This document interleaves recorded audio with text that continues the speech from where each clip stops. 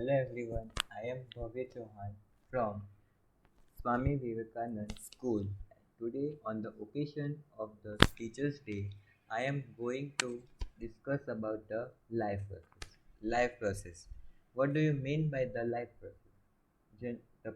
The process performed by our body to repairing and maintaining the damage in our body, which are essential important for our survival, are called life process. Means the process that are performed by our body, that are carried out our body and maintaining the damage in our body. Means whatever the damage is happen in our body, it should be repaired by our cells are called life process. Okay. Life process is divided into six main parts, but in this chapter we will study about the four, that is nutrition, metabolism, reproduction, excretion, aspiration, transportation. Nutrition means it is a process in which the organism takes in food and break down into the simple substance and utilizes energy. Means it is a mode of nutrition in which organism takes in food, means they consume the food and break down into simpler substance and utilizes energy. Respiration. It is a process in which the food we eat is oxidized and release energy for other life process. Means it is a life process in which the food we have eaten, the glucose is formed. They react with oxygen and release energy, and that are essential for other life processes. Circulation. It is a process in which various necessary materials such as energy, oxygen, carbon dioxide is spread throughout the body. Okay. Means it is a process in which necessary materials that are transported throughout the body, and where the cells needed oxygen also, so that should be transported. That is known as circulation. So in circulation system, the human heart is performed, and in plants xylem and phloem. Xylem transport water and phloem transport food. Excretions. It is a process by which the organism throw away waste material produced in their body is called excretion. Means it is a process in which the whatever the waste is accumulated in our body, that should be removed. There are four main life process. Reproduction. Okay, reproduction is generally a biological process in which the parents produce their offspring which are identically similar.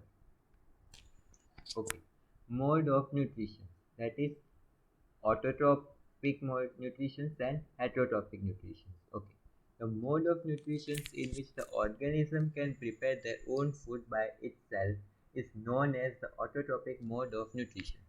Means it is a that mode of nutrition in which organism can prepare that are not dependent on other for their food. Auto means self. Heterotrophic mode of nutrition.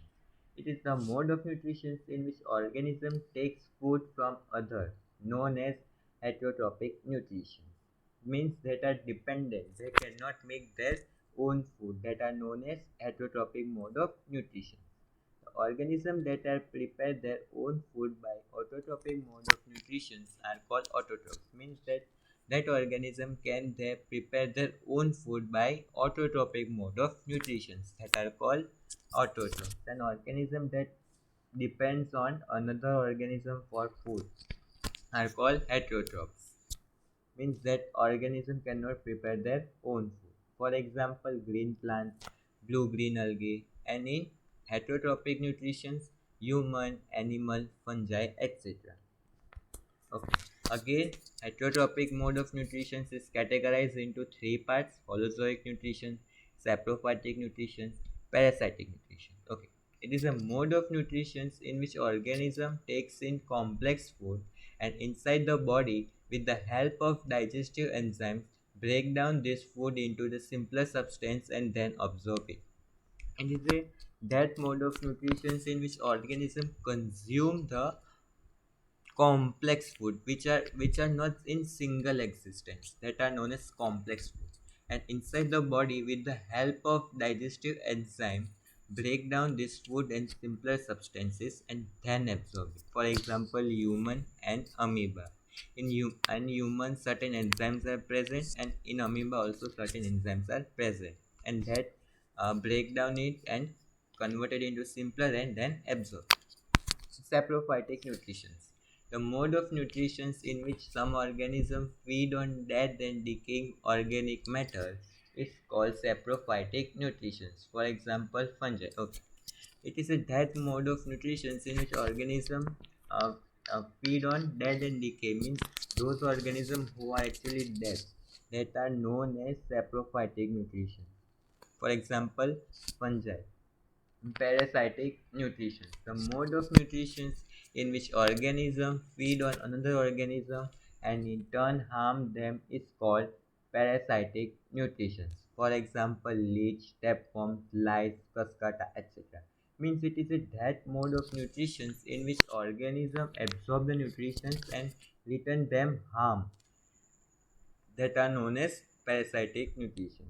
For example, leech, tapeworm, lice, cascata, and etc. Okay. Food photosynthesis means, here I have give one diagram. So it absorb the light and convert the light energy into chemical energy, and the whatever the water is given to the roots, that are converted into carbon dioxide and oxygen, and the carbon dioxide is absorbed and oxygen is released. So by theory we can understand it is an important food making process. It is an important food making process because we are all depend on the plants for food. It is a biochemical process in which the green plant prepare their food by taking inorganic substance such as carbon dioxide, water, minerals from soil in presence of sunlight, and chlorophyll. Means it is a biochemical, means the whatever food is whatever water is given, it should be converted into carbon dioxide and oxygen. That's why we have written biochemical. And water and minerals from the soils. Here water and certain minerals are present that are absorbed by the leaf. The chlorophyll present in green parts of the plant absorb this light energy and convert it into chemical. Here the chlorophyll is present and it absorbs the light and convert it into chemical energy. This light energy is used to break down the water into hydrogen and oxygen. Okay. Here the here light energy is absorbed and it converted in water into carbon dioxide, oxygen, and hydrogen. This hydrogen is then reduced to carbon dioxide into carbohydrates. Means this carbohydrates, uh, hydrogen is used to reduce the carbon dioxide to into carbohydrates. Means when the water is break down into H2 plus O2, it H2 helps us to reduce the carbon dioxide and convert it into carbohydrates. These carbohydrates are not used by plants completely. They store in the form of starch and use later when plant need more energy. Let us revise again. The food the plant green plant it is there, so it absorbs the light energy, and whatever water is given it split into H2 and O2, and this H2 help us to reduce the carbon dioxide and convert it into carbohydrates, and it is not directly used. Whenever plants need more energy, then it's release the energy. Okay. Nutrition amoeba. Here I have given the diagram so you can understand easily. Okay. So food is here and amoeba is here.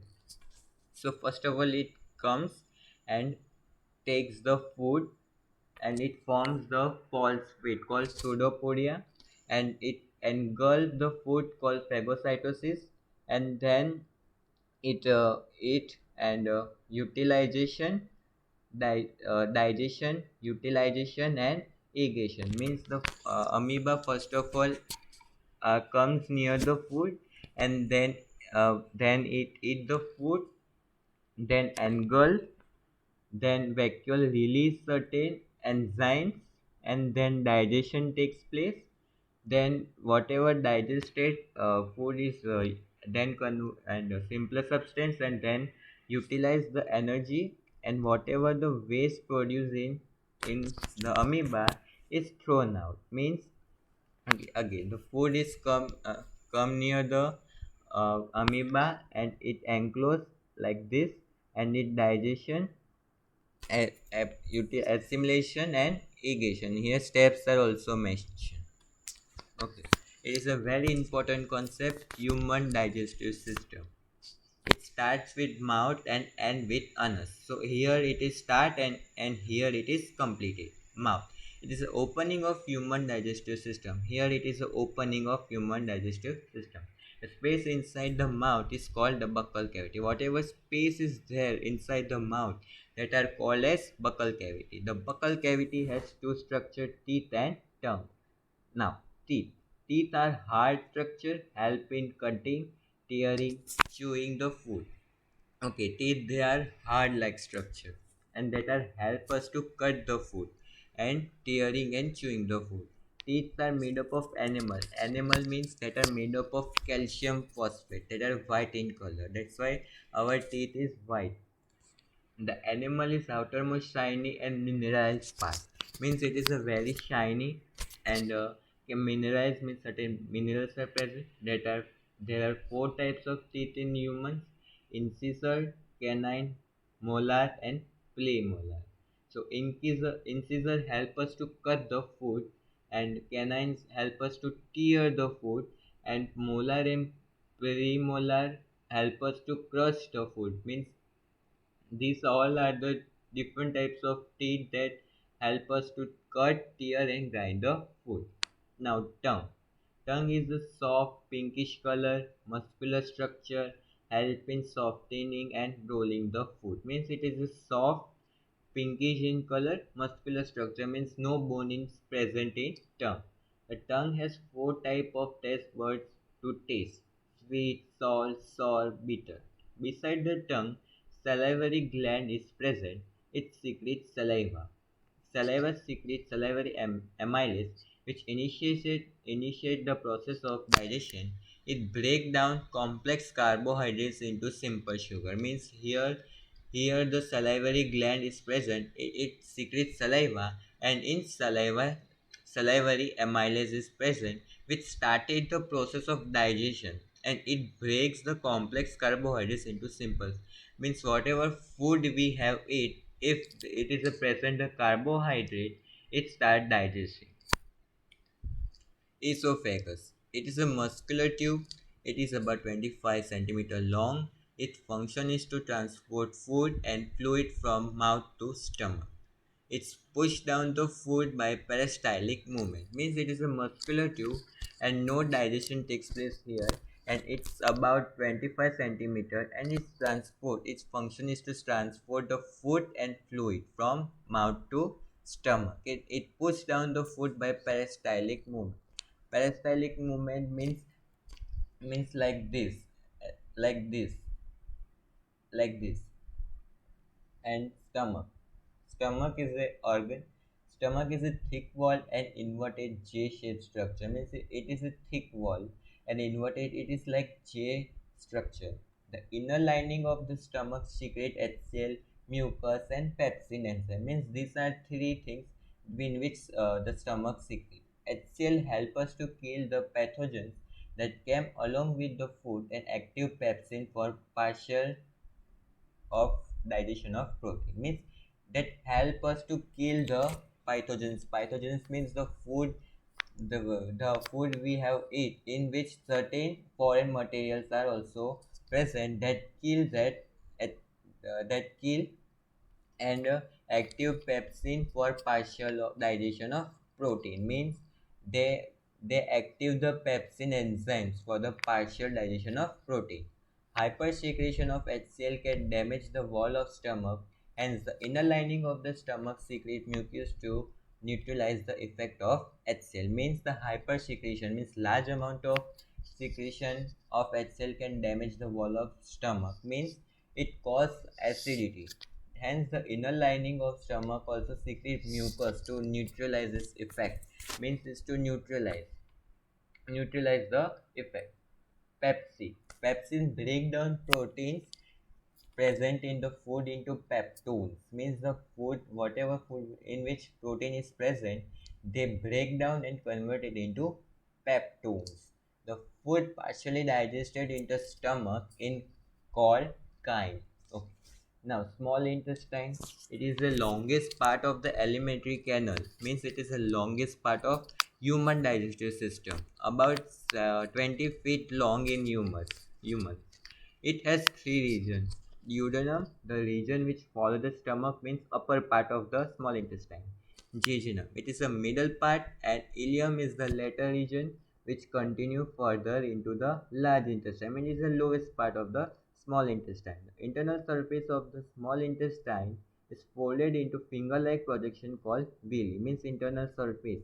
Means the wall of the small intestine contains finger-like projection. Means like finger-like called villi, and that help us to absorb the digestion food. The common pancreatic duct from pancreas and liver opening into duodenum is common pancreas. Pancreas means below stomach, and pancreas and liver means it is located behind below the lungs. Most of the chemical digestion and absorption takes place in small intestines. Mean here the complete digestion absorption takes place. Liver. Okay. Liver secrete bile which store in gallbladder. Means bile salt is it secrete in bile cells help into digestion of fat. Pancreas. The pancreas secretes many digestive enzymes, and its secret is called pancreatic juice. Means it secretes certain enzymes, digestive enzymes that help us to digest the food. Enzymes like trypsin, chymotrypsin, lipase, amylase are present in pancreatic juice. Means these are the enzymes which are present in pancreatic juice. The pancreas is the long flat gland present behind the stomach in humans. It is one of the major digestive gland, and it is of mixed nature. It is so mixed nature. Endocrine also and exocrine. Now, as an endocrine organ, it secretes two hormones called insulin and glucagon, which maintain the blood sugar level. As a endocrine organ, it secretes two hormones like insulin and glucagon, which maintain our the blood sugar level. And as a exocrine gland, it secretes pancreatic juice, which is nothing but mixture of many digestive enzymes. Means it is nothing but a mixture that are trypsin, chymotrypsin, lipase, amylase. Means it is a mixture of digestive enzymes. The digestive enzymes secreted by the pancreas include trypsin, chymotrypsin, proteases, which digest protein, and it also include amylase, which digests the starch content of the food. Pancreatic lipase are the pancreatic enzymes that help in the digestion of food. Means here the final product is given here. So amylase act on fats and convert it into fatty acid and glycerol. Lipase acts on carbohydrates convert into simple glucose. Trypsin act on protein and convert it into amines. Means these are the simple substances which are digested now. Okay. And this is the last part of the human digestive system, that is large intestine. See here the figure is also given. Large intestine in human is about 5 feet long. It has three regions, colon and rectum. It is about 1.5 meter, and rectum is about 10 centimeter in long. The region of large intestine after ileum is called colon, while the last part is called rectum. Means here the rectum here, and these are colon. Colon has three regions as ascending colon, transverse colon, and descending colon. At the base of ascending colon, a small finger-like growth is seen, is called appendix. Means here, see, here is ascending colon, descending colon, and uh, transverse colon. It is written sigmoid. It is also called as transfer. And at the base of colon, ascending colon, a small finger-like growth is seen, see here, and here it is present appendix. It houses many useful bacteria required for the digestion of food. Rectum open to outside by anus, and anus has internal and external anal sphincter. Means you see here the also diagram also they have given. So internal sphincter and external sphincter, and the function of large intestine is to absorb the useful bacteria like gram negative bacteria, and no digestion takes place in uh, large intestine, and finally the wasted material is released to the anus, and that has internal and external anus sphincter. See here the figure is also given. Means whenever the pressure it sphincter is acted like a gate. Whenever pressure is acted, it's open, and whatever the food is there, that should be removed. So here complete digestion takes place, complete removing. Thank you for watching my video, and happy Teachers Day.